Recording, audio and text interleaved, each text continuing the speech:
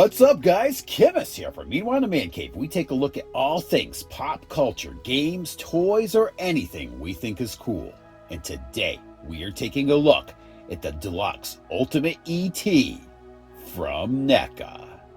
In the E.T. movie, E.T. was voiced by Pat Welsh, whose raspy voice was heard by chance in a local camera store by E.T.'s sound designer, Ben Burt.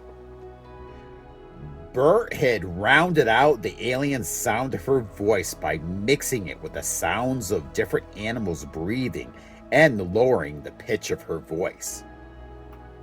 E.T.'s hands were brought to life by a mime named Caprice Roth. Roth would have to lay unseen underneath the puppet and extend her hands through these long sleeve-like gloves that looked like E.T.'s leathery skin. In the end credits, she is credited as E.T.'s movement coordinator. In some long full body shots, such as the scene where E.T. is drunk, E.T. is played by an actor who was born without legs, named Matthew Dermerett. He wore a suit that allowed him to walk on his hands where E.T.'s feet would normally be. E.T.'s final look was partially based on pictures of elderly people during the Great Depression, in order to make people more empathetic to the alien.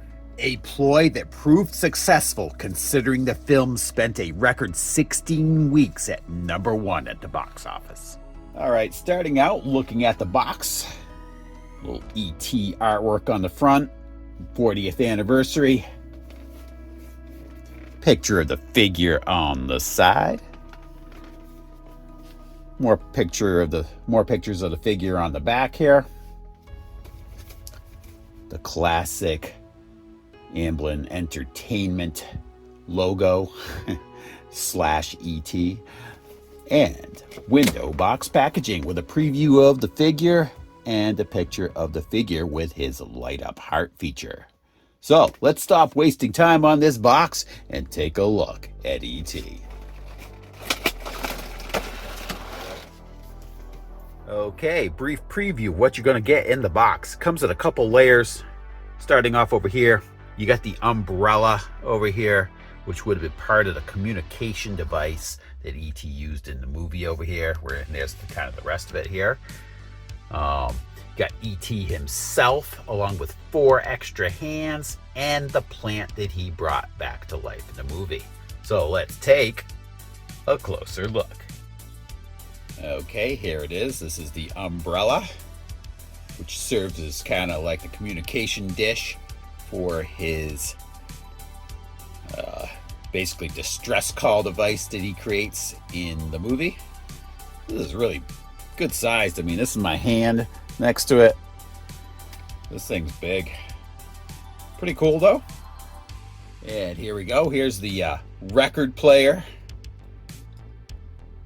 with the table saw blade or whatever he had on there, and the speak and spell attached to it. That's pretty awesome. A little CB down here, a battery, pretty awesome though. And it looks like a coffee can down here that he had jury rigged together with a funnel attached to it. And then this unit here will go right up into the umbrella when we get this thing assembled. Pretty cool. This NECA stuff is really well done. And a little flower pot that E.T. brings back to life. The marigolds or whatever that are in here.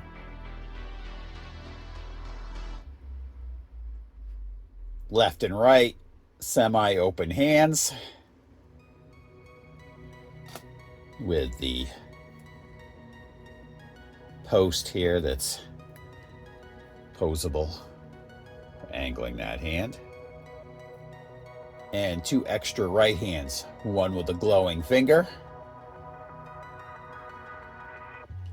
and a gripping right hand.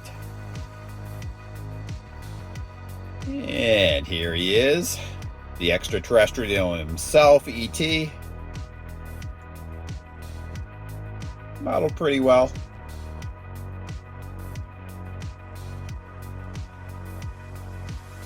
Wish they'd made his eyes have a little more sheen to him.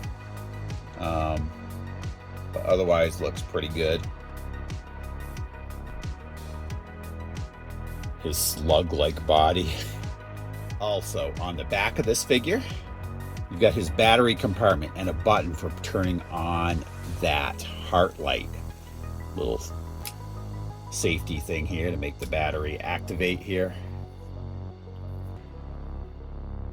And there it is. Turn on your heart light. That's pretty cool. Let's take a look at his articulation here. Starting off with his head. You got your angling here. Pretty good motion there. Left and right. Turning. You can tilt down quite a bit here. And it moves independently here too on the neck. So at the very top, you can move it, right? As well as down here at the shoulders, near the shoulders, you can also tilt it there. So it moves independently. That's kind of nice. You can also angle his head up quite a bit, making him look up. That's nice. At the shoulders, got your lateral movement, and you've obviously got your forward and back.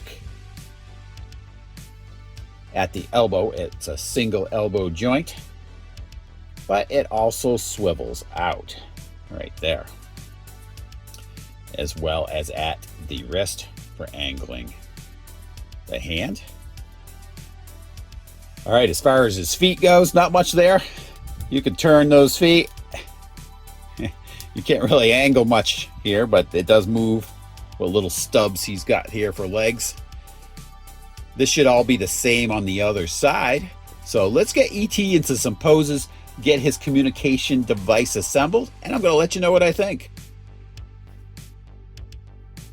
All right. Got that little satellite dish slash umbrella assembled. Really cool once it's all put together. Very faithful to the movie itself. Cool little accessory that they added there. Actually, most of these accessories that they added are pretty cool.